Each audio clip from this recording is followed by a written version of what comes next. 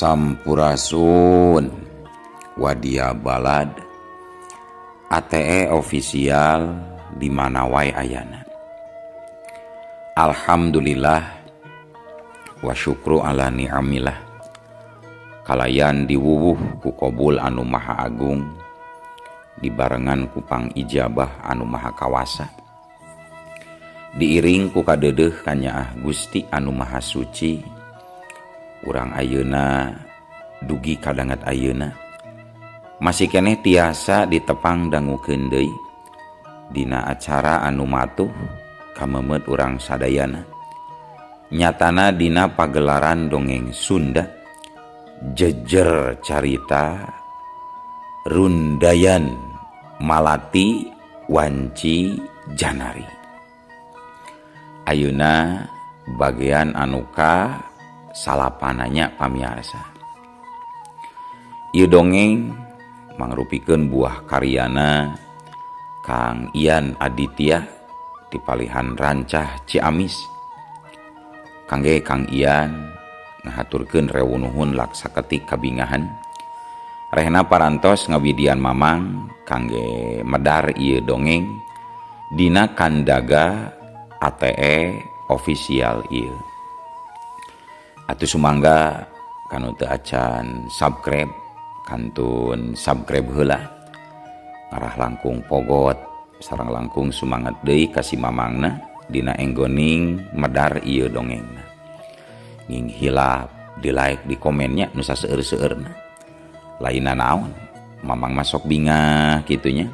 Upami maosan komentar-komentar ti para wargi sadayana teh. Atuh ngarah teu nyangkolong tingkana waktos sumangga. Ayeuna mah urang lajengkeun deui dongeng Rundayan Malati Wanci Janari bagian anu kasalapan. Kumaha salajengna? Sor cikopina, betot simbutna, pagan heula tali kolorna, bisi morosot, merezel, morozol, uzel-uzelan di tengah jalan. Tumpak dung dung tes.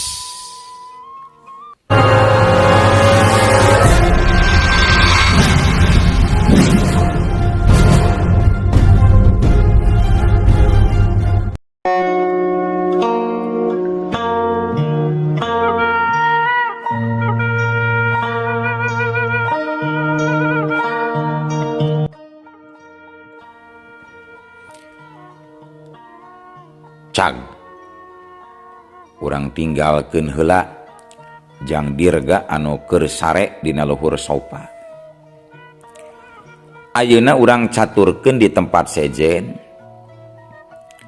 tepatna di imahna Neng Ririn. Nalika Neng Ririn balik ti Kebon Raya Bogor, kabeneran indung jeung bapana keur kalaluar. Jadi najan dianterkeun ku jang dirga balik nepi ka imah, teu jadi pasoalan kusabab teu kanyahoan. Sakumaha nu geus direncanakeun samemehna nalika indung bapana geus datang. Neng Ririn harita api-api ongkek di kamar mandi. Ngahaja sungutna dilogokan heula ku curug supaya teu kaciri nyandiwarana. Kaayaan eta pikeun Bu Veronika jeung Pak Hendra tangtuna jadi ngarasa ruas. Manehna kasieunan anakna gering parna. Makana najan masih kene capek, Bu Veronika ganjang nyamperkeun anakna di kamar mandi. Kunaon, Rin? Asup angin atawa kumarin? Cek Bu Veronika bangun hariwang pisan. Mah, tulungan mah. Ieu sirah meniriut jabasar rebel. Ieu panon asa burem. Tambohan asaranya mah. Cek Neng Ririn bisaan pisan nyandiwarana bari nyekelan leungeun indungna. Ya ampun, naku naon aturin? Ujug-ujug kieu. Ti iraha ieu teh karasana. Hayu, gancang ka kamar heula, ke urang ka dokter dipariksa hayu. Tos aya meureun tilu dinten mama. Namung puncakna ayeuna ieu patuangan meuni sarareueu jabasirah berat mah. Cek Neng Ririn bari jumarigjeg menta di sangke. Aduh, kumaha atuh ieu? Naon deui nu karasa salian ti sirah? Tanya Bu Veronica, mimiti curiga di barung kurasa barinjan. Mah, hapunten. Abdi teh telat menstruasi terus 3 dinten mah. Kitu cek Neng Ririn, si ganunya bari cerik dina lahunan indungna. Barang ngadengi kitu, sapada harita Bu Veronica ngan tuai ari ngajerit mah saking ku kagetna. Naon Dirin? Mane telat men? Berarti mane teh hamil meureun? Ya ampun. Nasaha anu geus ngalakukeunana gancang bejakeun salah lakina. Sentak Bu Veronica ngageter. Abdi sareng dirga mah. Kumaha atuh mah? Walau Neng Ririn cerikna beuki ditarikeun. Dasar anak kurang ajar. Gancang telepon si dirga ayeuna keneh. Gancang telepon tita ka dieu. Papa, gancang ka dieu, Pa. Kitu harita. Riweuhna Bu Veronica bari ngagerwan salakina. Aya naon ieu teh? Make gurukan segala Bu. Nyaukur capek bapak teh naon? Cek Pak Hendra kukulutus. Aing capek-capek gitu Bapak. Sarua mama oge capek. Tapi ieu tah budak urang, cilaka. Cilaka 12. Rek dikumaha coba geura Papa? Cilaka 12 kumaha hari mama? Cek Pak Hendra semu teu ngarti. Si Rina hamil ku si dirga cenah. Hah? Naon? Hamil? Sanggeus ngomong kitu no atuh harus salabar teh. Pak Hendra ngayunkeun leungeun arek nyabok Neng Ririn. Untungna satap katahan manten ku Bu Veronica. Ulah disiksa budak urang mah atuh Bapak. Bisa tambah cilaka. Kewe ari si dirga geus datang tuman teh urang warah. Cek Bu Veronica. Alah. Tuman budak kitu mah teu gablak pisan ka era. Usir sakalian teh budak teh di imah ngerakeun kolot. Aing geus teu hayang deui boga anak kawas kitu. Erek budak urang rek lain pokona geus ngawirang kolot mah usir. Pokona timiti poe ieu sia geus lain anak aing deui sia Ririn. Kitu ngamukna Pak Hendra ka Neng Ririn. Tipe porongos bari tunjuk rorek ngusir anakna. Kanyataan eta pikeun Neng Ririn ngajadikeun dirina sedih luar biasa. Nalangsa lain bobohongan, dumeh diusir kudu jadi kolotna ti imahna. Padahal satadina mah ngaharepkeun nu jadi kolotna ngawinkeun dirina jeung Jang Dirga. Najana hamilna ukur api-api. Tapi tetela Pak Hendra malah milih jalan sejen. Ngusir dirina daripada kudu ngawinkeun mah. Batin Neng Ririn ngacerit sasambat ka Jang Dirga anu keur ngebut dina mobilna demi ngajugjug ka imah Neng Ririn. Sanggeus samehna narima telepon yen dirina kudu datang harita keneh ka imahna Pak Hendra. Samentara Bu Veronica najan heueuh teu panuju ka Jang Dirga. Tapi ari nenjo anakna diusir mah teu burung mahena oge sedih bari ngarangkul Neng Ririn.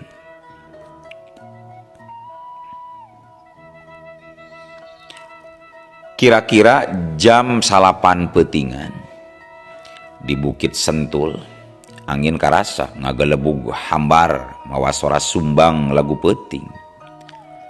Wirahmana teu ngagambarkeun katentreman najan bumi alam geus mimiti sarare. Di tungtung langit sakumpulan mega mendung pagulung-gulung ngagayot. Siga mere tonden yen molila deui bakal cur turun hujan. Peuting harita laju mobil anu ditumpakan ku Jang Dirga nyemprung meulah simpena peuting di Bukit Sentul. Sanggeus nepi ka hareupeun agrengna imah Pak Hendra, reg mobil teh direm. Laju Jang Dirga turun. Leumpangna gagah nakar. Taya karingrang najan rek nyang hareupan maung pisan oge. Dirina teu paduli, anu penting bisa nepungan kakasih atina. Sup ka imah kasampak teh nu geulis keur ceurik di jero rangkulan indungna kalian disaksian ku baketut haseumna Budi Pahendra. Panon Pahendra mencerong galak nakar ka Jang Dirga anu karek jol pisan datang. Dibarung ku amarah maka hao Pahendra nyentak garang pisan. Hei pemuda edan, sia geus kumaha wani ngawirang keluarga aing sia, dasar kurang ajar. Kadung aing bareto kungsi ngidinan sia digawe di perusahaan aing, gara-gara eta anak aing jadi kempeng batu sia sejuring. Hapunten anu kasuhun Pak, lamun mah abdi tos ngadoreksakeun, tapi sing percanten kumargi abdi tanggal walar kana kajantenan ieu Pak. Walon Jang Dirga leuleuy, teu sudi abri-abrigan teuing aing kudu ngahampura sia. Aing teu paduli deuleu. Sok ayeuna bawa indit si Ririn ayeuna keneh deuleu ti tempat ieu. Bawa. Pokona ti miti poe ieu aing teu hayang nenjo deui bebeungetan sia duaan sia juring. Mangga ari kahoyong bapak kitu mah. Neng Ririn ku abdi bade dibantun. Nanging hapunten sakali deui. Upami abdi tos ngajantenkeun raheut manah ka keluarga bapa. Salaresna abdi teu aya niat sakedik oge upami abdi bade ngawirang keluarga bapa. Nanging kulantaran bapa kali ibu teu ngawidian nya kapaksa abdi nganggo cara kieu. Satadina mah abdi nyangki bapa moal dugi kangusir Neng Ririn. Cek Jang Dirga bari pok ngomong deui, "Neng, hayu. Enggal. Urang indit di dieu, Neng." Dirga Kitu walau Neng Ririn bari ngagabrug ngarontok. Sedangkeun ceurikna mubuh tarik musik katenangan hate anu sedih kingkin. Tos Neng sing tenang, pan aya akang ieu di dieu nu bakal nyarangan Neng. Cek Jang Dirga bari ngusapan buukna Neng Ririn. Mangga Bu, Pak, abdi pamit. Tingawitan dinten ieu Neng Ririn ku abdi bade dijaga, diriksa, sareng bade dicumponan sagarupi kabutuhanana. Hapunten anu kasuhun, mugia kapayuna. Urang sadayana tiasa kempal dina kayaan teu pacogregan model kieu. Saenggeus ngomong kitu, Jang Dirga jeung Neng Ririn laju indit ti hareupeun Pahendra jeung Bu Veronika anu masih kena ngajantang. Dasar anak bangkar warah. Pisan bebaktina kanu jadi kolot teh. Awas ya Dirga. Hirup sia kareupna bisa jadi moal tenang sia deuleu. Kitu gugurutuna Pahendra. Sanggeus Jang Dirga indit, sedangkeun Bu Veronika malah nyuuh dina kasur kalawan ceurik bangun anu kanyerian. Nalika undur diri ti imahna Pahendra, Jang Dirga harita mawa mobilna teu pati ngebut teuing. Sedangkeun Neng Ririn sirahna nyarande kana tak-tak Jang Dirga dina kayaan masih kene nginghak ceurik. Kang, urang ayeuna bade kumaha?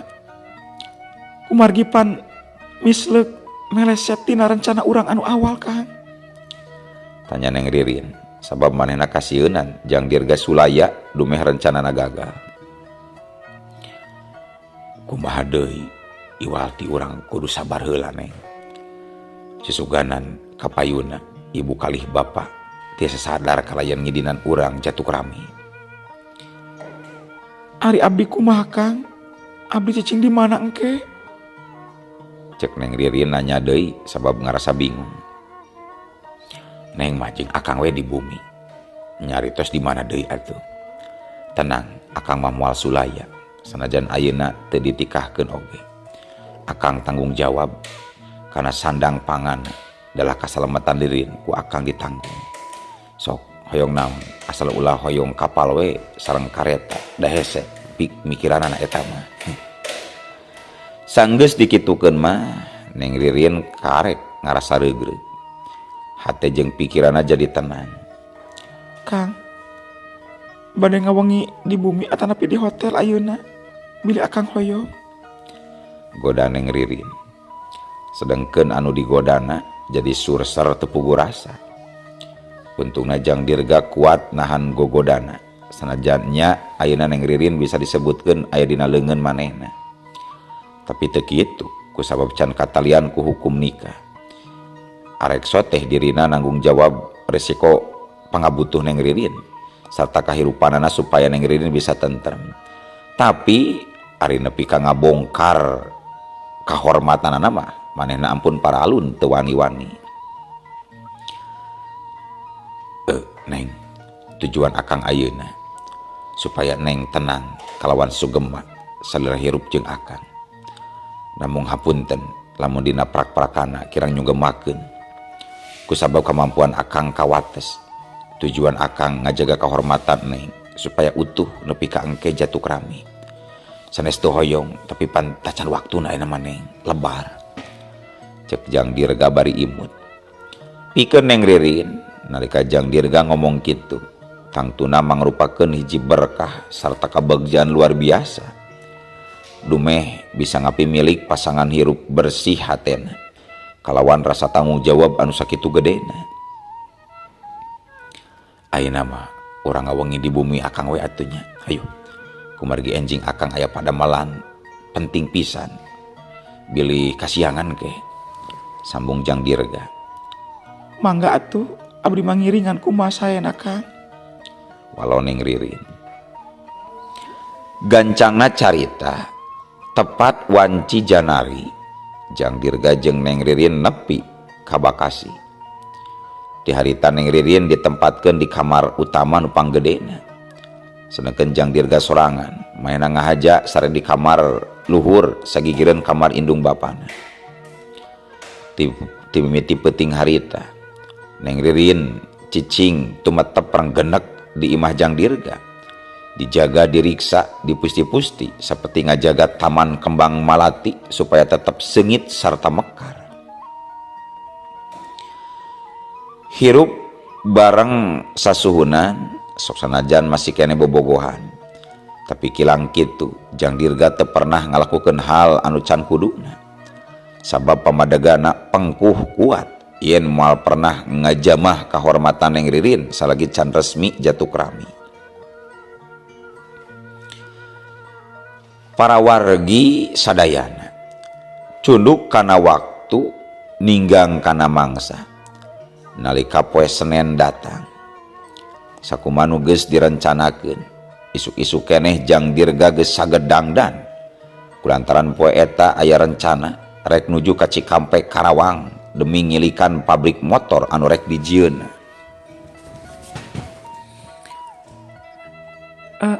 Kang, sarapan heula atuh. Abdi tos masak roti goreng ka sedep akang.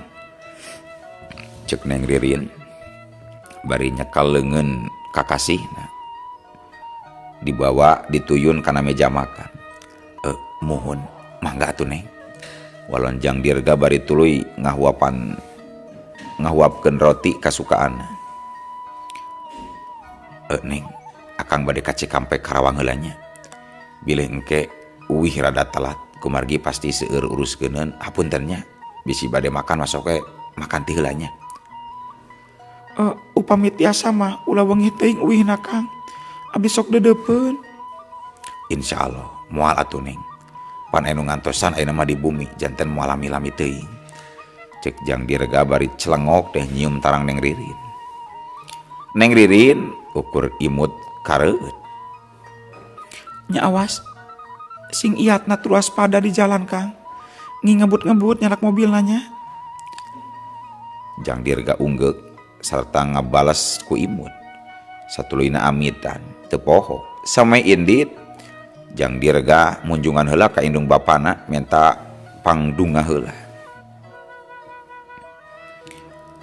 Para wargi sadayana gancangna carita 30 poe geus kalarung ti saprak Neng Ririn diusir ti imah kulawargana.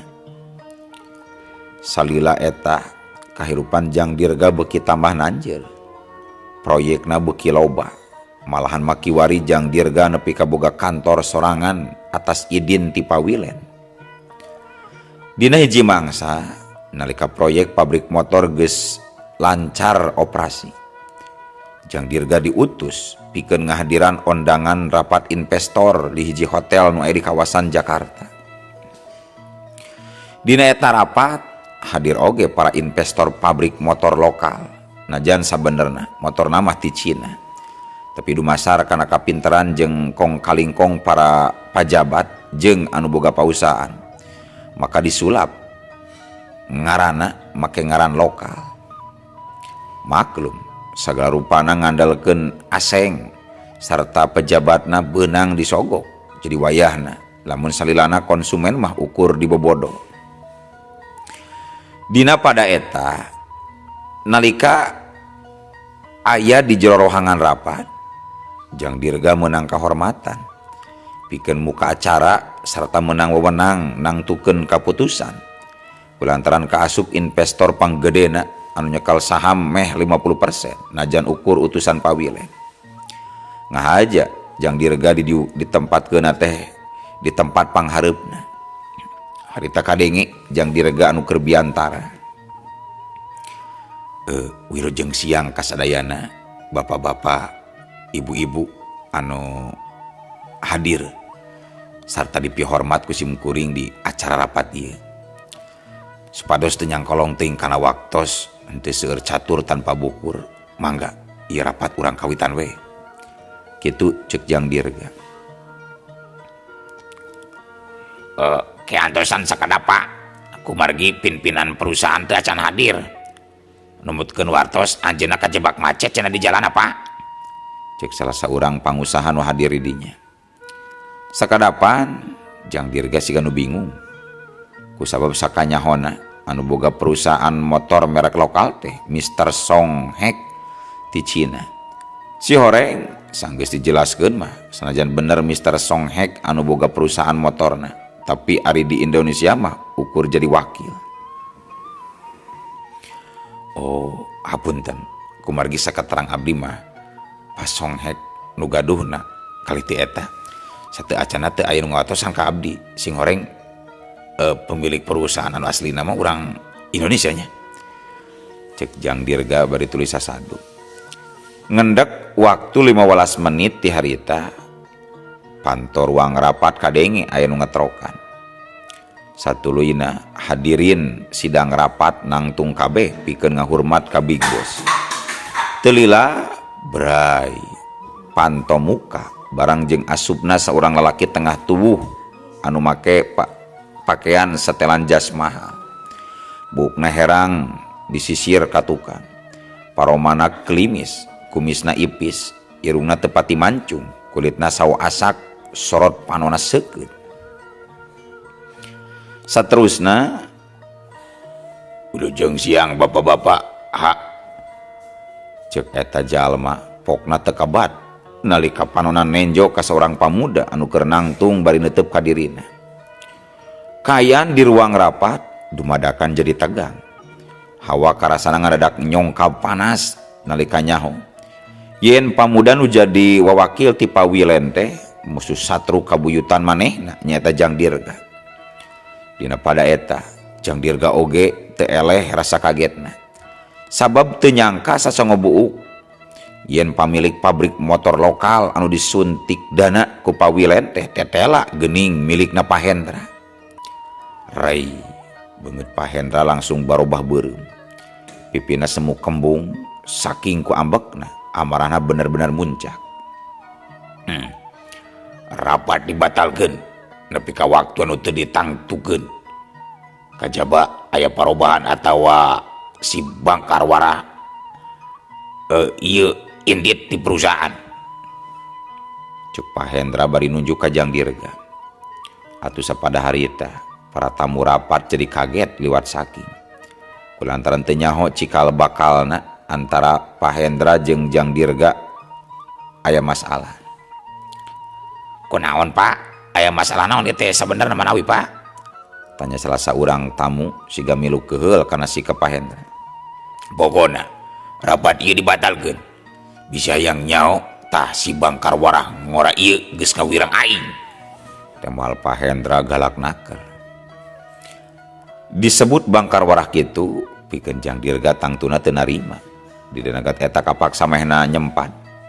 Ke heula Pak, Ulah waka nyebat abdi Bangkarwara sing emut yen abdi teu pernah ngalakukeun kalakuan jahat. Naon masalahna? Lamun gara-gara abdi mawa anak bapa, kapan samehna abdi geus ngomong secara bener-bener ka bapa. Selain ti eta, setelah hirup barang jeung abdi anak bapa teu pernah diperlakukeun secara teu hade. Mangga we pariksa ku bapa lamun teu percanten mah. Bapa ngusir anak bapa ku abdi diampihan. Naon salahna Pak? Cek Jang Dirga nyempan. Alah, Bangkarwara mah Bangkarwara we, ulah loba mangkir sia deuleu, mungkir sia jurig. Aing teu hayang si aya di dieu, gancang idit. Samemeh aing manggil pihak keamanan ieu tempat deuleu. Bicakeun ka pawilen, yen hubungan usaha diputus tepi ka dieu. Masalah dana nu geus asup ayeuna keneh ku aing bakal dipulangkeun deui. Jaga letah teh Pak. Ulah sembarangan ngomong. Sentak Jang Dirga bari nyerentang rek nyekek. Manehna jadi lesot kontrol. Untungna peserta rapat sigap ngahalangan. Sapada harita kayan di ruangan rapat jadi riweuh. Jang Dirga pada nyekel bari di beberah kitu deui Pak Hendra manehna gancang dijauhkeun. Satuluyna Jang Dirga gancang istighbar. Astagfirullahalazim. Nah aing jadi kieu. Alamat dimanjangeun ieu carita. Kumaha aing ke ngomongna ka pawilen ari kieu. Soalna Pak Hendra pasti dituntut. Bisa-bisa Bapak si Ririn bangkrut kayak kieu mah. Aduh sial. Kitu gerendengna Jang Dirga. Saterusna Jang Dirga sasadu ka para tamu nu hadir nu araya keneh di dinya. Sekaligus ngajelaskeun seeutik duduk pasoalan ngeunaan dirina jeung Pak Hendra. Sanggeus dirasa cukup, Jang Dirga tuluy amitan kulantaran rek naon lila-lila di dinya sabab kayana oge jadi kacau. Kacaturkeun nalika balik di acara rapat anu gujrut, Jang Dirga teu langsung balik ka imahna kusabab sagancangna pawilen kudu nyaho kana kajadian tadi. Sanapina ke kantor pusat Wilen Bangun Santosa. Jang Dirga tuluy nepungan pawilen di ruangan pribadina. Kasampak teh harita pawilen keur diuk dina kayan budi baketut. Jang Dirga cukup maklum sabab manehna geus surti yen Pak Hendra pasti geus ngabejaan ti saanggalna samemeh manehna jol datang.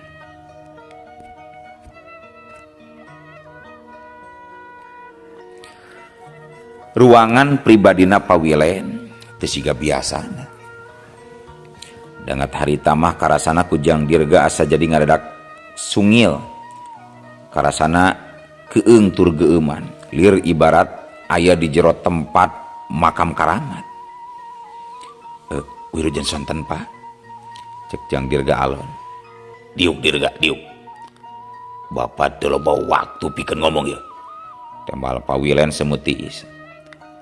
Gek Jang Dirga diuk. Nalika Jang Dirga geus diuk, pawilen tuluy ngomong. Dirga, Bapak nyaho sakabehna kejadian ieu di Pak Hendra. Bapak jadi rugi gara-gara maneh. Bapak teu meunang keuntungan sapeser oge alatan Pak Hendra ngabatalkeun kerjasama. Dirga, nah bener maneh geus mawa kabur anak Pak Hendra? Sumpah demi Allah Pak, abdi mah teu nyana kabur putrina Pak Hendra. Samalah mah anjeunna oge uningaeun kalawan sadar Pak Hendrana miwarang abdi kangge nyanak Neng Ririn ti bumina. Tapi eta geus jadi musabab gujrudna kongsi usaha ieu. Dumasarkan hal eta wayana hidup kudu milih antara nyerahkeun si Ririn ka indung bapana demi kalanjutanna kongsi usaha atawa kaluar di perusahaan Bapak. Barang ngadenge kitu, Jang Dirga jadi kaget. Dina pikiranna seeutik oge teu nyangka yen pawilen bakal mere pilihan si malakama. Jantung Jang Dirga ngaradak ratug tutunggulan hatena sumeblak, pikiran jadi tagiwur. Tapi najan sakumaha sena oge pilihanana, pamadagan Jang Dirga jeung rasa cintana ka Neng Ririn tetep pengkuh. Najan kudu berkorban nyawa dirina teu paduli. Anu penting Neng Ririn aya dina jero kahirupan dirina. Jang Dirga geus teu nolih sanajan kudu kalengitan jabatan sarta kalengitan mega proyek anu nilaina miliaran. Sabab hatena moal tentrem mun seug kakasih hatena kudu leungit tina carita hirupna. Kajaba memang lamun pati anu misakeunana. Hapunten anu kasuhun Pak. Langkung sae abdi milih mundur. Kumargi abdi tos janji moarek ngantunkeun Neng Ririn. Ceuk Jang Dirga tandas nakal. Karek oge Jang Dirga nyarita kitu. Nah atuh. Ari ujug-ujug. Eueuh. Waktosna kabujeng seep. Wadia balad ATE ofisial. Keun atunya. Ya dongeng teh urang cekapkeun we heula dugi ka dieu. Insyaallah enjing pageto baris dilajengkeun deui. Atuh ku kitu ku kieuna mamang saja amit mungkur amit mundur ti payunan para wargi sadayana. Hayu permios.